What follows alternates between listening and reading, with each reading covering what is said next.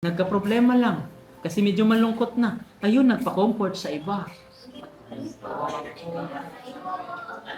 Tapos kapag may konting problema, sa halip ayusin nila, naghanap ng iba. At ayun, iniwan yung isa.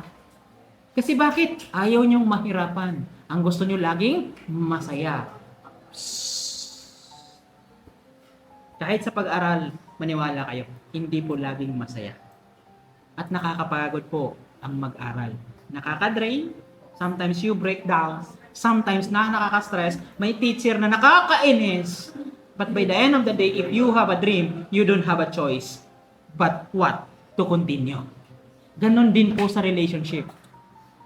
Pero pag hindi nyo pa kayang i-continue, kasi gusto nyo lang masaya lang lagi kayo, you are not yet ready.